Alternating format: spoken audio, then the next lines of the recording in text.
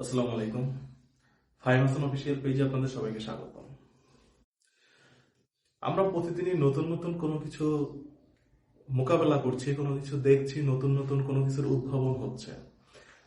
তার মতো একটা জিনিস হচ্ছে, হাইকোর্ট থেকে ব্যাটারি চালিত রিক্সার প্রতি যে নিষেধাজ্ঞা প্রদান করা হয়েছে, সেটার বিরুদ্ধে ব্যাটারি চালিত রিক্সা চালকরা যে আন্দোলন শুরু করছে, সেই পরিপ্রেক্ষিতে একটু কথা বলতে চাচ্ছি।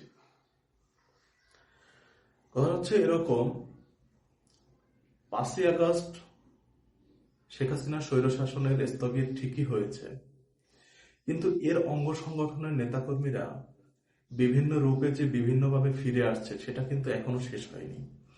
ওইটা এখনো স্থগিত হয়নি, ওইটা ক্রমান্বয়ে চলছে। যেভাবে ওরা ভারতে বসে ষড়যন্ত্র করছে, সেভাবে কিন্তু এখনো ওদের দেশের মাটিতে যারা আছে দর্শক, তাদের ষড়যন্ত্র এখনো চলছে।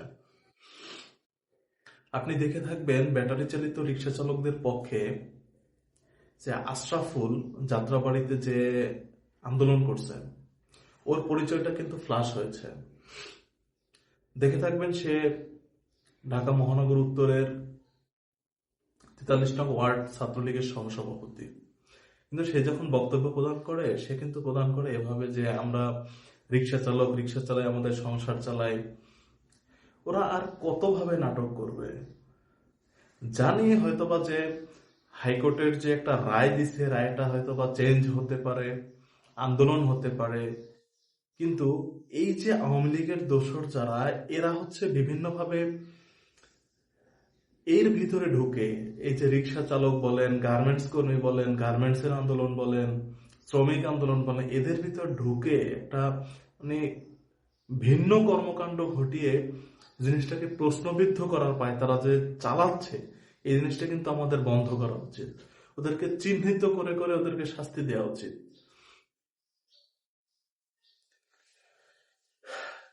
কিছুদিন আগে গেল আপনার হচ্ছে গার্মেন্টস এর আন্দোলন, বেতন ভাতা নিয়ে, সেখানেও চিহ্নিত হয়েছে ছাত্রলীগের বেশ কিছু নেতাকর্মী সেই আন্দোলনে একাত্মতা পোষণ করে সেই আন্দোলনকে উস্কাইয়া দিছে।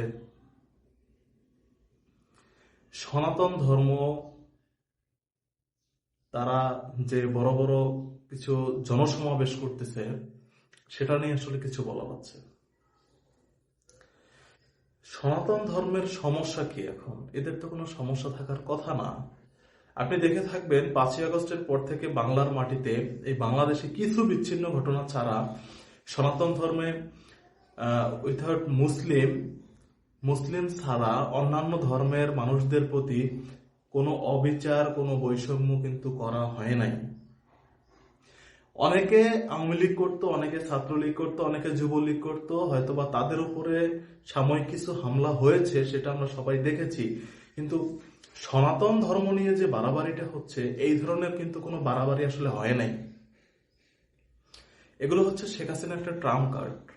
শেখ হাসিনা যেমন ভারতে বসে নির্দেশ দিয়েছে যে ট্রাম্পের ছবি নিয়ে মিছিল দিতে, সেখানে যদি হামলা করা হয় সেটা যেন ট্রাম্পকে অবহিত করতে পারে।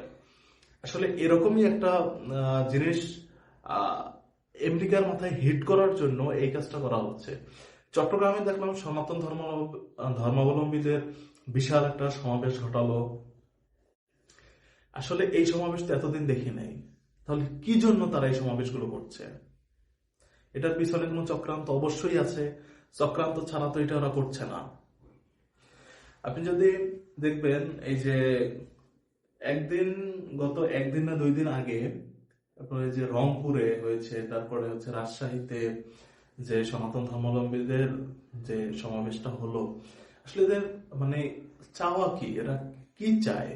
এদের উপর তো কেউ নির্যাতন করছে না, এদের তো কেউ জ্বালাচ্ছে না, এদের ধর্ম পালনে কেউ বাধা দিচ্ছে না, এদের সমস্যা কি? আসলে এদের সাথে বসে একটা এটা সুরাহা করা দরকার যে ওরা আসলে কি চায়। আমার মতে ওরা হচ্ছে একটা দেশে বিশৃঙ্খলা সৃষ্টি করতে চায়। আর আমি একটা জিনিস দেখেছি, যে এই সনাতন ধর্মাবলম্বীদের ভিতরে সব আওয়ামী লীগের বড় বড় নেতারা, এলাকা ভিত্তিক যত ওয়ার্ড ভিত্তিক যে নেতাগুলো ছিল, এগুলোর ভিতরে সবাই তারা। আমার এলাকারও কিছু ভাই ব্রাদার ওর ভিতরে আছে, আমি দেখেছি।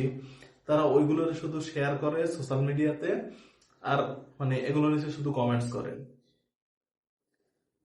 কিছুদিন আগে দেখলাম সেভ বাংলাদেশ হিন্দু, সেভ সনাতন ধর্মাবলম্বী, আসলে এগুলো প্রশ্নবিদ্ধ করা ছাড়া, এই অন্তর্বর্তীকালীন সরকারকে প্রশ্নবিদ্ধ করা ছাড়া আর কোনো পায়তারা না। এটা ওই একমাত্র পায়তারা হচ্ছে এটাই, যেন এই সরকারকে প্রশ্নবিদ্ধ করতে পারে। আসলে এসব দিয়ে কোনো লাভ হবে না, যেটা হওয়া সেটা হয়ে গেছে।